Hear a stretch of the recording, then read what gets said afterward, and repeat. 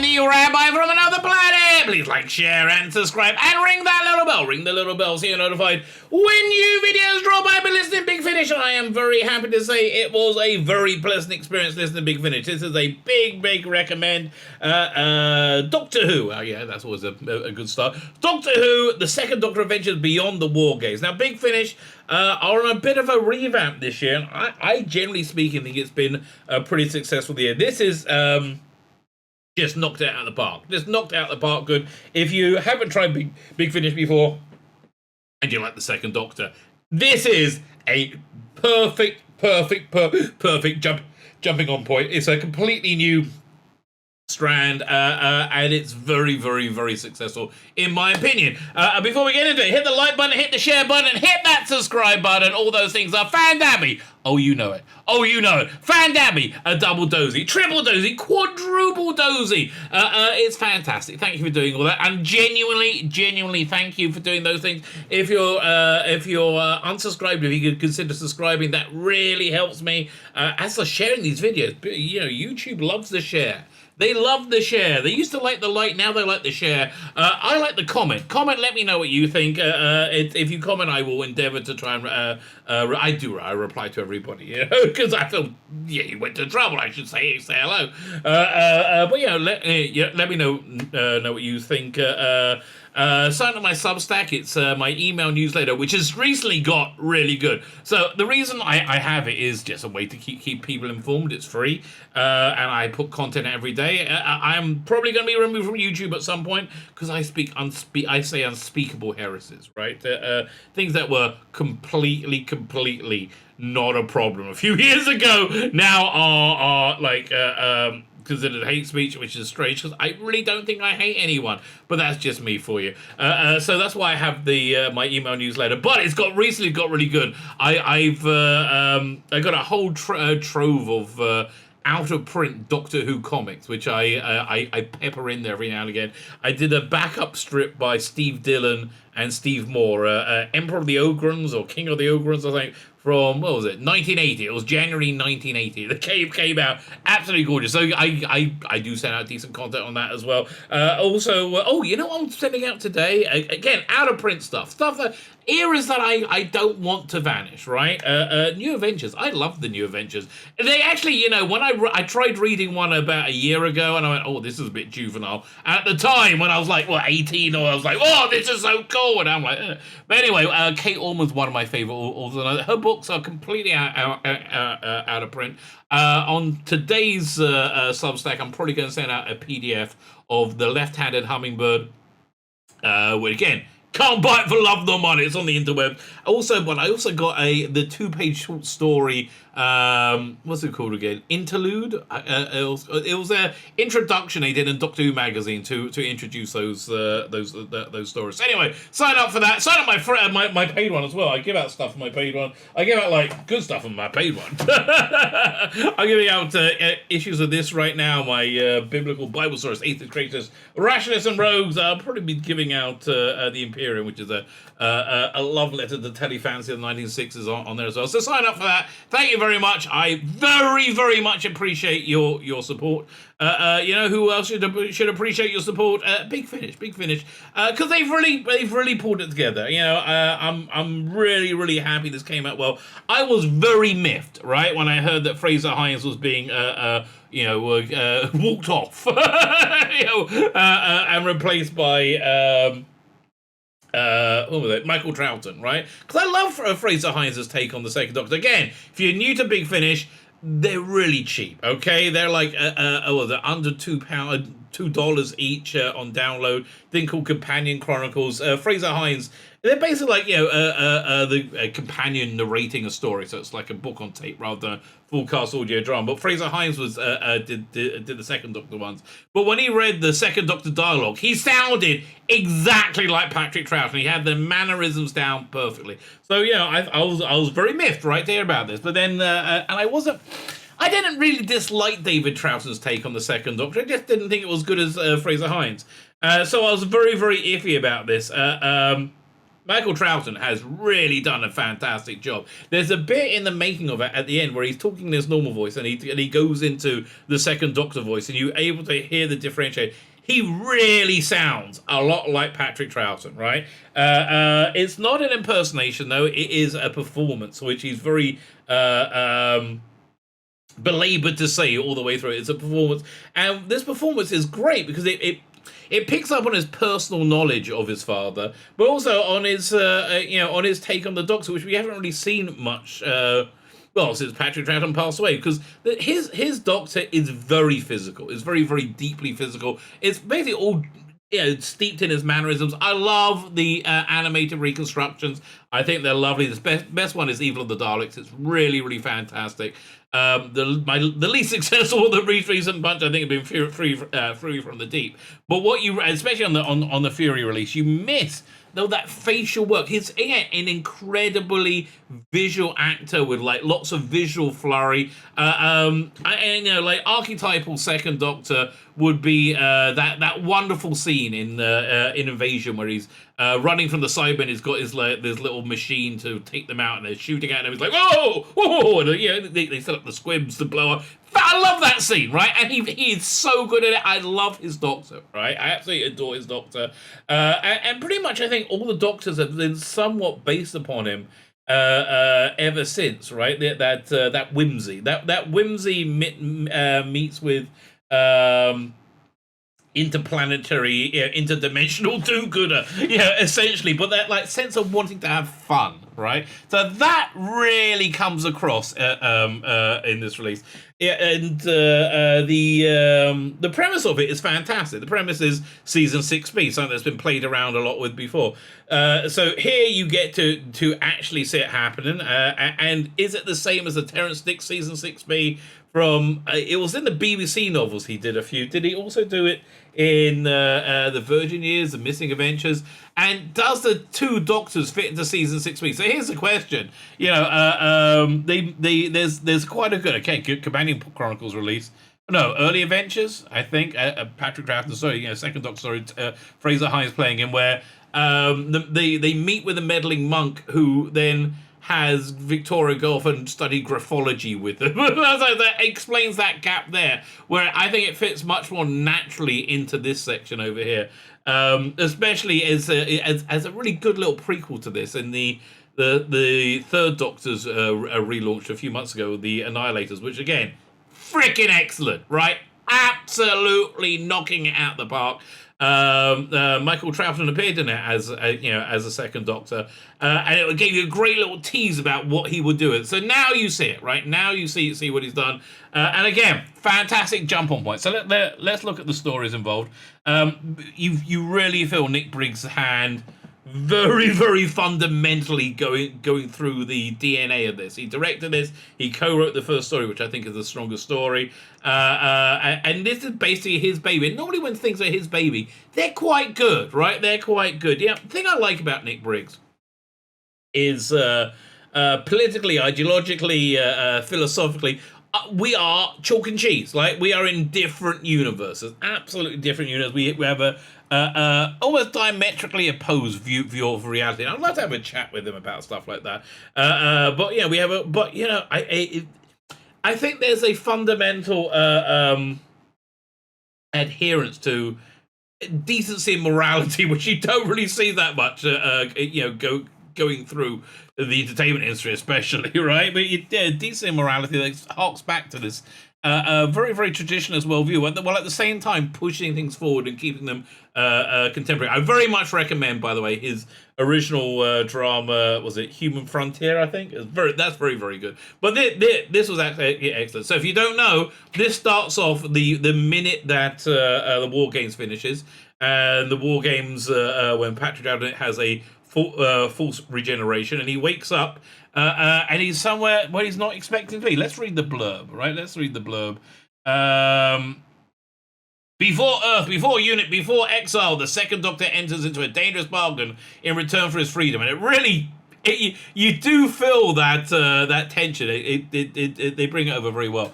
The final beginning. So this is also a direct sequel to Evil of the Daleks. A final end, right? and it's not how would a fan wanky, right? It's actually it's a real story, which I very much enjoyed. Believing he escaped exile and changed. Believing he has escaped exile and a change of his appearance by the Time Lords, the Doctor finds himself on a lonely, snowy alien world, right? So he's like, how did I get here? I don't know. I must have made it out, right? I must have made it out, not sure. He's not alone. Prospectors Ketona and Silas are stranded on the Nightmare Planet, but without his TARDIS, the Doctor is powerless to help them. Now, one problem in this, you do hear Tim Trelaw's Third Doctor peripherally, like, as in a kind of a dream type way. But also, Tim Trelaw is in this playing Silas, and you can so tell it's Tim Trelaw, right? It that does take you out of it, but I guess to get him to cameo as the Third Doctor, they doubled up. But to me, he sounds very, very much like Tim Trelaw. Seeking answers and freedom. The Doctor hopes and suspicions are aroused when a crashed TARDIS is discovered in the snow. Are Catrona and Silas as innocent as they seem? And who is Raven, the young woman who watches from afar? Long buried secrets are about to be revealed in this icy wasteland, and the Doctor discovers that that every end has a terrifying new beginning. Yeah, so excellent story. So he's, again, as I said, he's waking up post-trial. And he thinks, he's outwitted them. You get this enigmatic figure, Raven, and you get a feeling that things are not as real as they appear to be. So, and when you find a TARDIS, you think it's his TARDIS. It's not. Very cleverly written, right? And again, this feels like Patrick Troughton. This feels like a Patrick Troughton Doctor Who. So I think they're really knocking it apart. But by the time you get to the parts 3 and 4, but I want to note something I really liked. Normally on these, how much is it? These $17 releases, you get 6 episodes. They're getting 8 episodes because the episodes on this one are slightly shorter, and I think it works better for it, right? I really do. I think it works quite a bit better for it, and I like the compromise. Right, so I like this being a 4-part story. So we end up and we're in a sequel of Evil of the Daleks, and it might not be quite as fun as they seem. And of course, he's being directed there. This is not a spoiler, right? This is not a spoiler. He's being directed there by the CIA, the Celestial Intervention Agency, and he has a handler. Now the handler, I thought would have been much better if they made it a younger Illustra. Illustra was an ongoing Time Lord character in the Time War range, especially the John Hurt War Doctor range, which fantastic, as is the War Doctor Begins range. But she was played by Jacqueline Pearce, who's passed away. So this could have been, but it's a very manipulative figure, and I would have liked to. This is basically the same character. Right, so I would like to have seen like a proto-Illustra, like a younger Illustra there. Other than that, loved it. I mean, that's literally my biggest gripe, right? Second story is a much more traditional story. And they go in and say, look, we wanted a much more traditional story out there after the little, somewhat more avant-garde final beginning, which is one I preferred a lot more, right? Be honest with you. So it is much more traditional, but it really feels like a Patrick Troughton story made in colour in 1970. So you get this lovely fusion of Third and Second Doctor era, creating its own thing. That's why I say this is a great jumping on point if you've never tried Big Finish before. This is a really good place to do.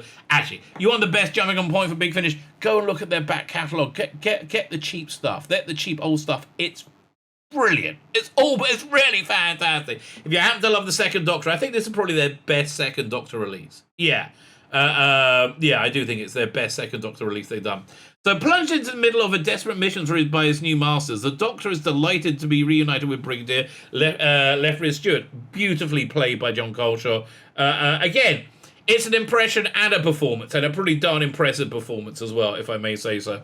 Really nails the character near Cape Wrath, Scotland. Now, my only real complaint is this: the Doctor gets a one-time companion of a Scottish lady. we have a real excess of Scottish ladies right now as one-time companions over the last few years in Big Finish plays. I mean, you notice this when you listen to them, as much as me. There's been a lot of them.